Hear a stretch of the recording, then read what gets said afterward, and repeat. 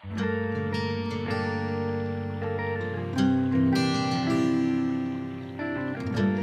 I'm Diane Dressback, and I have Melissa Farley with me today, and we are interviewing Cassandra Nicholson.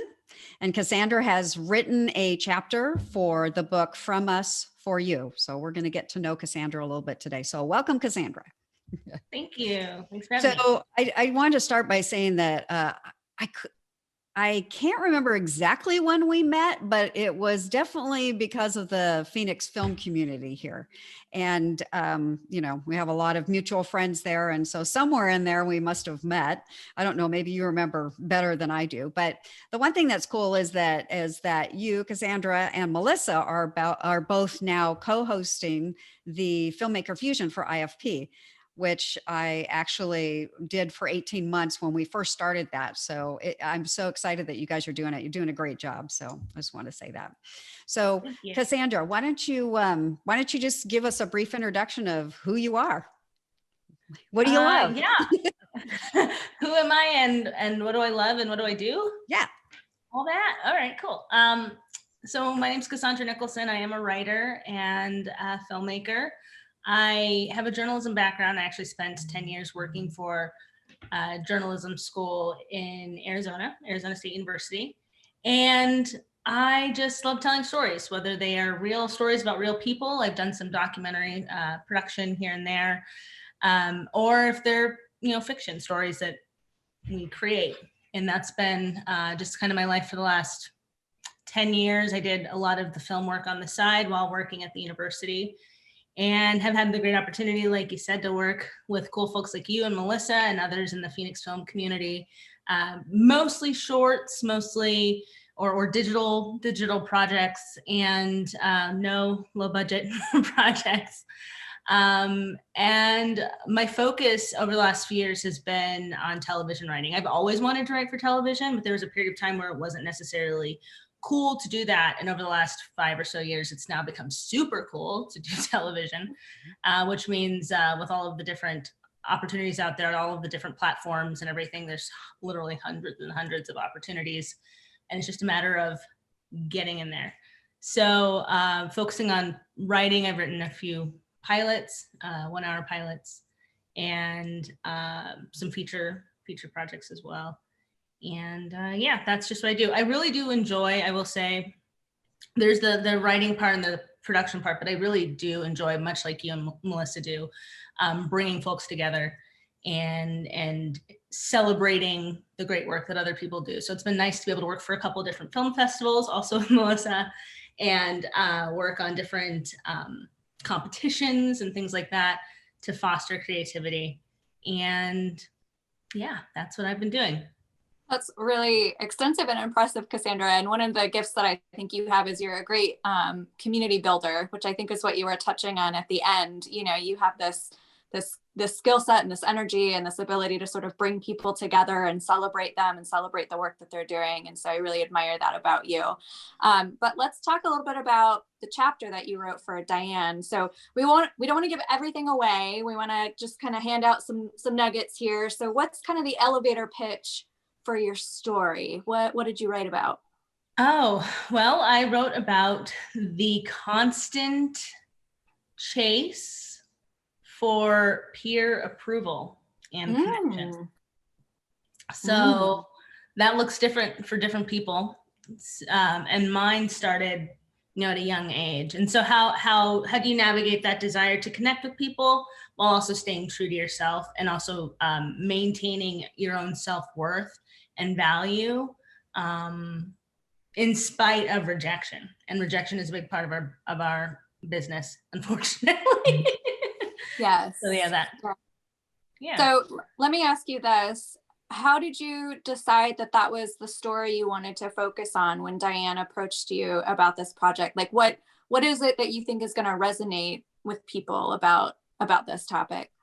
So I have to admit, I did not think I had anything worth sharing when Diane was gracious enough to invite me to participate. I sat on it for a long time. I was like, man, I don't think I have anything. And self-doubt, writers, people in general, it's going to always creep up and I will always battle that. But I didn't think that I had any story. Like I was thinking about, what do I want to focus on that's actually uplifting and is actually contributing to the message and the overall theme of the book.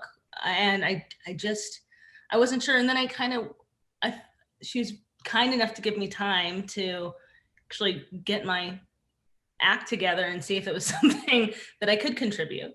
And I just kept going back to this kind of theme of acceptance, self-acceptance. And it's something that I had told myself like years ago. I was like, oh, I'm going to really tackle this at some point. And it was an idea that I'd had, of course, as you think about different concepts, like, oh, what if I tackled this as a novel? Oh, what if I tackled this as a script? And I never did. I never, it's been in the memory bank. It's on the list of many projects that haven't been fully fleshed out, but it was definitely something I feel like I kind of could be an expert at in terms of the constant journey of self-acceptance and recognizing that that journey might be lifelong, lifelong journey toward that. So that's what I did. Yeah.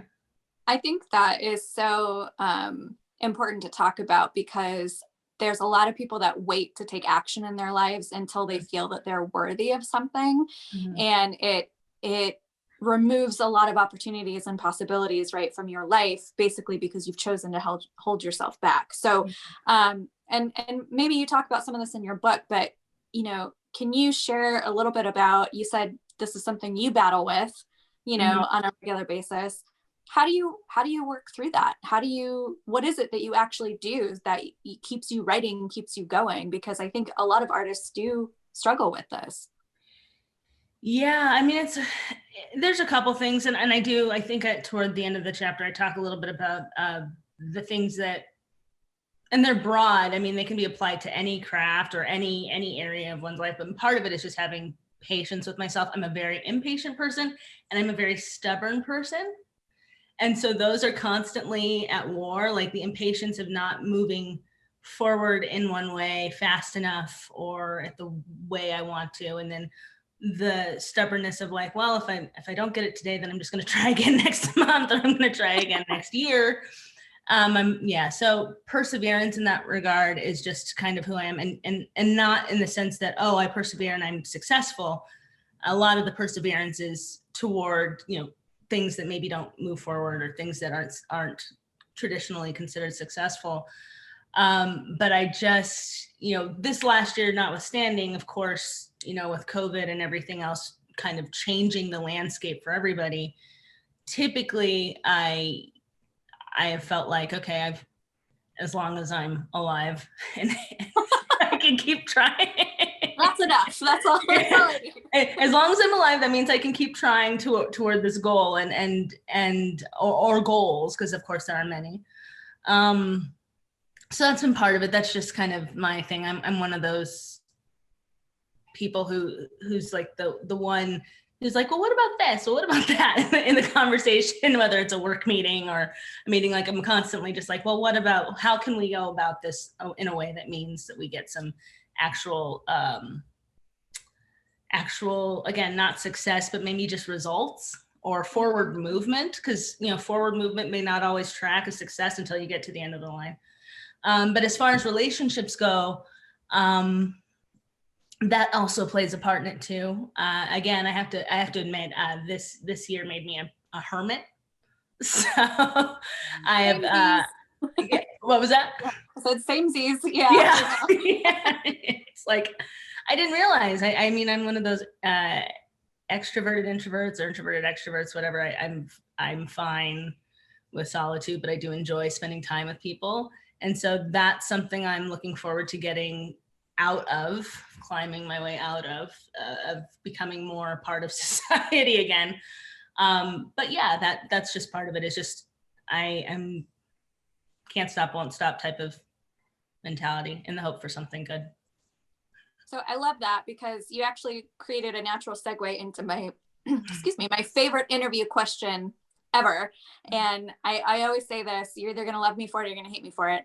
But I really appreciate learning from people's failures, those moments in your life where you're like, yeah, really screwed that one up, but I learned this and now I'm better for it because I can go do this. So do you have any moments like that in your life that you can share where you felt like it was a failure, but you actually learned something really valuable from it? Ooh, yeah. Well, I can't hate you, Melissa, for that question. Can't hate you. But I will say, making the leap, and you can relate to this because we did it around the same time, making the leap from the 9 to 5 to freelance life. I'm single. I have a single income, but I have a very supportive family. So I, made the leap away from the 9 to 5, which was a government job and all that jazz, to freelancing. And I did that 6 months, seven months or so before the pandemic. So I had literally at the start of the year, I went to Bali. So 2020, I went to Bali, and then I came back and I'm pretty sure I had COVID. I'm pretty sure I got it. I'm pretty sure you did too. Yeah. Yeah, I'm pretty sure I had it, but it was before it could be tested. And because of just the chaos of it all. And I had a lot of great, would have been, to be quite frank, lucrative freelance opportunities. They wouldn't have been necessarily super regular, but they would have helped sustain. And because of COVID and the nature of what those jobs entailed, they dried up, which is something that a lot of people can relate to. So I know that and a lot of people experience much worse. So I don't want to, make it sound like that was such a huge thing, but it was one of those things where, this time last year it was like, oh, we're going to have this thing that upends our lives for a few months and maybe we'll survive. And now coming up on a year of that, I do not regret leaving my job. Mm-hmm. Mm-hmm. I don't regret it. But I think if I were to do it differently, I would have tried to shore up more security in the freelance realm had I known sooner versus what I was able to do, which was kind of be very casual and work part-time and paying my bills and all that stuff just fine. And now it's kind of like, I wish I had created a bit more of a foundation for that, not necessarily with the people that I worked with, but perhaps in other avenues. And I don't know what that would have looked like if I had pursued it, to be quite honest. I don't know if it would have even made a difference given how the pandemic has affected people. But that's one of those things where I'm like, okay, I can't go back and I'm glad I left, but how can I recalibrate my brain and think outside the box even more moving forward, so that even though I chose not to work on any films from the moment I got back from Bali in early March, and from the other trip that I took in early March, I was like, I'm not working on projects. It's people have worked on projects without any issues, but for me as a producer, I didn't want to incur that liability. So, right. And nor did I want to risk getting exposed to it and sharing it with my, for instance, my grandmother's gonna be 87 next month. Right. So I haven't worked on any films in a year, and I don't know when I'll feel comfortable doing that, but I still want to maintain a handle on what that's going to look like when I feel comfortable and when I feel safe doing it. If that makes sense. And yeah, in this realm of thinking about the future, I think, COVID has really changed the landscape of how people plan.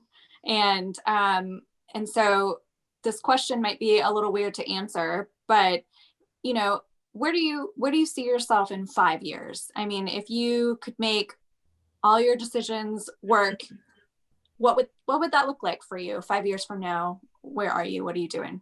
Oh yeah. I mean, 5 years from now, I'm in a writer's room writing, and whether I'm, whether it's a streaming platform or wherever, I don't really care. It's writing or perhaps writing in a couple of writing rooms, depending on how, that looks. And then eventually it'd be wonderful to be a showrunner. I will say that the most recent political element, and I have been not radicalized sounds strong, but I've been really engaged, and I feel like before that 5-year mark, where whatever that looks like or whatever the reality is, before that I intend to pursue engaging in politics in some way in terms of helping others get elected. And I don't know what that looks like. That's actually something that I've realized since November is what I want to do. So probably working on a political campaign of some kind to get good people elected into ideally the Senate. I have a question. Can I ask Melissa, or use that? Please, no, go. So I was wondering, in your chapter, you mentioned in high school, I believe it was, being on the mock trial or debate team. Yeah, mock trial. Yeah. Yeah. So I was wondering if you still utilize those skills. Did you take skills with you that you utilize now? Well, as my parents will attest, I am a master debater. And as my sister and brother and other people, I do enjoy a good debate, a good, healthy, robust, civilized debate. And so mock trial, on the legal side, I thought I was going to pursue law. And then I spent a semester in the criminal justice major and realized, no, I can't do that. For a number of reasons, because I thought I was going to be a prosecutor. I was like, I'm going to be a prosecutor. I'm going to fight. Do you get too angry? Because that's my problem. I get too angry to be a lawyer. Like, I cannot keep my cool. Yeah, you're right. Yeah. I'd like to think that that's a skill that we would, we'd learn on that journey toward that end. But I mean, more than anything, I just was like, wow, I can't do that.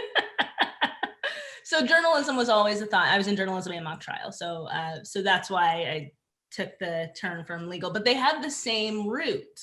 There are a lot of similarities between lawyers and journalists: seeking truth, looking at both sides, being a persuasive person, a persuasive orator or storyteller. And so it's funny now looking back and even now looking at how the landscape is, you can see how a lot of lawyers who also end up being politicians, also end up being senators, also end up being, elected into higher office.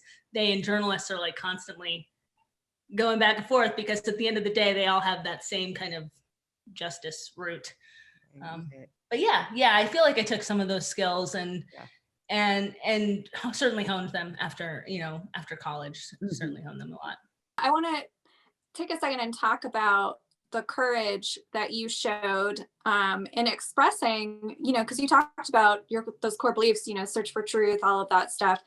And in a time when a lot of artists did make the choice to stay silent, right, and not talk about key issues that were happening in our country, you used your voice and you were very clear about how you felt and what was going on. And so can you talk a little bit about how you made the decision to do that and the courage that it took for you to do that when you know that it could cost you working with certain people or, all of that stuff that everybody's always worried about when they make a choice to do that? Yeah. I mean, I appreciate that you feel like it was, that you believe it was courageous. I do appreciate that, because sometimes you just never know how people interpret that. And I wasn't doing it to show courage. I was doing it because I feel like it's the right thing to do. I've spent so much of my life enjoying privilege to some degree, like class privilege. Of course, ethnicity and gender always play a role in how things are. But I feel like I kind of have had a fairly privileged experience. So sometimes I think that makes you complacent. It made me complacent. And even though I strongly believed that 2016 at the time was a mistake, even leading up to 2020, I feel like I was sitting on my haunches or sitting on the sidelines, just kind of watching it happen. And our voice does matter. Our voice matters, again, if we can be persuasive and if we're telling the truth. If we're telling the truth, certainly there are plenty of people, and that's also part of this whole social media element, is so many people are acting in good faith. They really believe what they're saying, but there are a lot of people who are absolutely deliberately trying to spread disinformation and misinformation. They're trying to mislead people, and they're trying to stir up things in other people. And that's not what I would hope that's not what people interpreted I was trying to do. But I have to say, as somebody who constantly grapples with rejection in different ways or what it looks like, just because I'm kind of a quirky person, it was like, what do I have to lose? Like I've already experienced this before for things that are far more trivial. If people are going to not work with me because I'm saying, hey, the current leaders we have are bad, and here's why. If people aren't going to want to work with me for that, then it's probably good for both of us that they cut me off. They can cut me off. That's fine. I might not know who they are, because I'm sure there are people and who do know and who did cut me off, and I don't know who they are, because that's just the way social media is. But anybody where that's a deal breaker for them, then it's probably a deal breaker for me. Mm-hmm. Yeah, I get that. What are you hopeful about? I mean, right now, so many people are, struggling for so many different reasons. And, I think that you're somebody that has a really cool perspective on life, and just kind of always, like you said, looking for solutions, looking for the next step forward. So what's making you hopeful right now? What are you kind of holding on to? I remain as pragmatic as I try to be, and people joke. My friends called me. They've joked that I'm like the pessimist, because I'm like looking at the what's going to happen. I could have been probably like a risk assessment person in another life. I'm always looking at what's the bad thing that can happen so we can avoid that, like, completely. But it comes off as pessimism. I call it pragmatism. But one thing that I don't ever doubt is humanity's capacity to course correct when it counts, and that might not mean everybody is course correcting at the same time. It might mean that there's a vocal few, or hopefully a hopeful majority, who are actively trying to right wrongs in small ways that lead to big ways. But that's something I've always held on to, even when sometimes just watching how we treat each other is really painful to see, and it can be depressing, it can be frustrating, but it's one of those things where it's just the part of the human condition. That element, that duality of our capacity to help as much as our capacity to harm, that's always fascinated me as a writer. It's something that I think does infuse what I do, so that's what it is. It's just, I do have faith in humanity. I have faith in our fellow humans who care, and I think that there's power in that hope, even if we're all doing it differently, even if we have disagreements about what's the best way to do it or what's the right way to do it. The fact that there are people who care, there are people who want to help, that gives me hope. Very nice. Very nice. I have one last question for you. Sure. Is there one thing that you could share with us that you learned about yourself while you were writing the chapter from us for you? Oh, I learned that my long-term memory isn't as shot as I thought it was.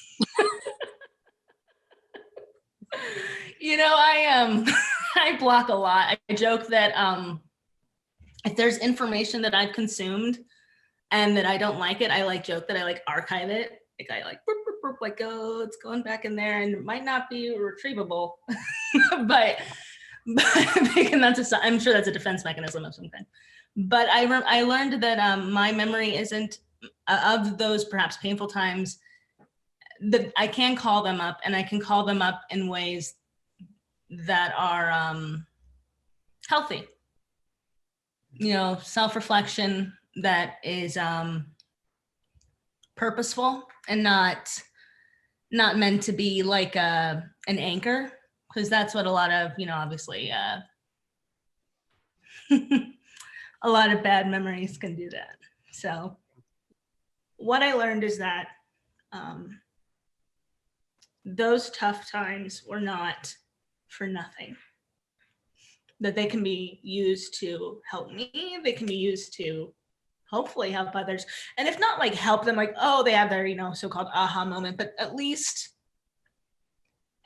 help people see that they're not alone. Because so many times we go through things and we're like, oh my God, I must be the only idiot who did X, or I must be the only person. And intellectually we know that's not true, but emotionally it feels like that. Psychologically it feels like that, especially when it's not addressed right away. And we all have experienced that. So that was a nice awakening, and I would not have done that if you hadn't invited me to be a part of the book. So I do appreciate that, even though it's being manifested in tears. I do appreciate that because it was something that it came at the end of a really tough year for everybody, of course, but it came at the end of a year where I was like, what is next? You know, what is next? And it's still a question, right? We still have so many questions about what's next, but it was really, I think, again, good and healthy for me to go through that exploration of saying, you know, past pain shouldn't always be locked away or archived in a folder. Sometimes it does need to be recalled. And when it's recalled, it can be for the betterment of myself and others. So thanks for that. Well, thank you for writing it. It's a beautiful chapter, and I can't wait to share that with everybody. And thank you. I think people will. I certainly could relate to some of what you were writing in there. So it was excellent. So thank you. I appreciate that. I'm gonna clean well, my face up before we go. No. Well, thank you so much for coming and talking with us today, and really appreciate it. And I can't wait to share this book. So thank you. Absolutely. And I want to thank those of you that came to watch and share if you would like. We'd love to spread the word a little bit. You can find out more about the From Us For You book by going to the website FromUsForYou.com. So with that, we will say goodbye. Thank you. Make it a hopeful day.